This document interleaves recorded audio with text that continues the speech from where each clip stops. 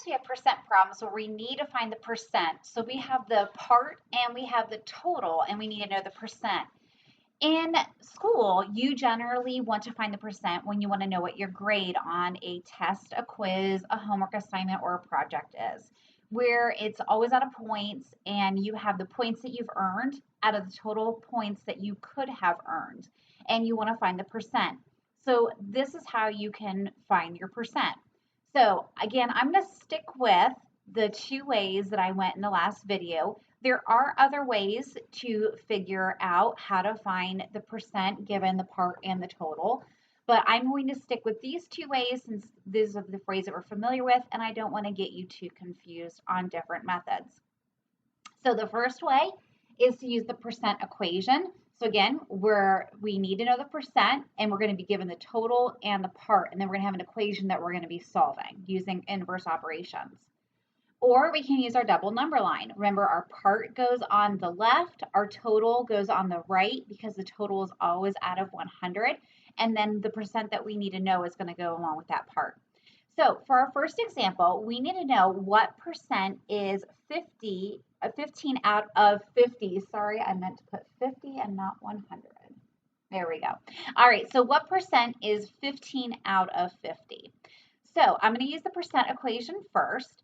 So I need to know the percent. So that's my unknown. So I'm going to put P for percent because that's my unknown. I want to know what the percent is. Okay, the percent is, there we go. The percent is out of 50, and we got 15. All right, because this is our total, out of 50. 50 is our total, so our total goes out right here by our percent. Okay, so in this case, we're going to take our percent and we're going to undo our multiplication with division. So my percent is 15 out of 50. This is normally how you see it on your paper. And you're going to take your percent and make that a decimal, which is 0.3, and then take your decimal and change that into your percent. Remember, we always move the decimal point over twice. Okay. This is the reason why I do not like the percent equation. There are a lot of steps that I have to do in order to get my final answer. So let me show you how to use it with the double number line.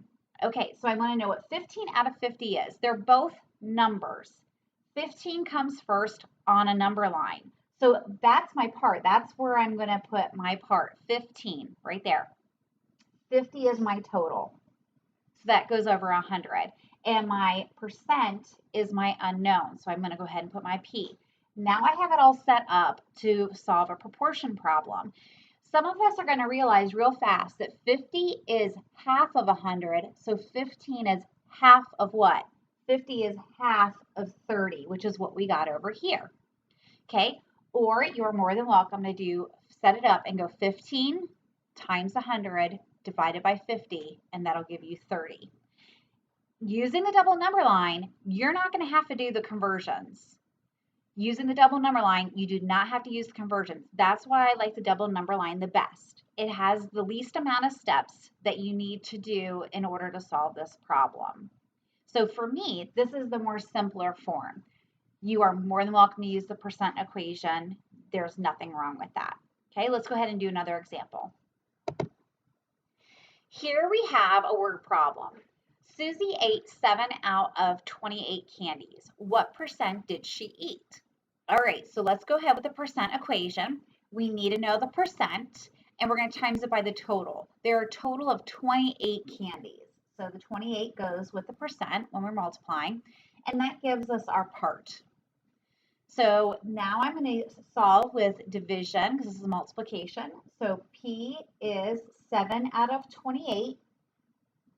And when I divide and make this a decimal, okay, I get 0.25 or 25 hundredths, which is 25% when I move my decimal over twice. All right. Using my double number line, okay, again, I don't know what percent that Susie ate, so I need to put my P for percent. That's my unknown. Okay, 7 out of 28. 28 is my total, so 28 always goes over 100, and 7 goes here. Again, on a number line, 7 comes before 28, so you know you've put it in the right spots. So now I multiply 7 times 100 and I divide it by 28 and I'll end up getting 25% again. All right, so that is how to use the percent equation and a double number line to find the percent when you're given a part and a total in a word problem.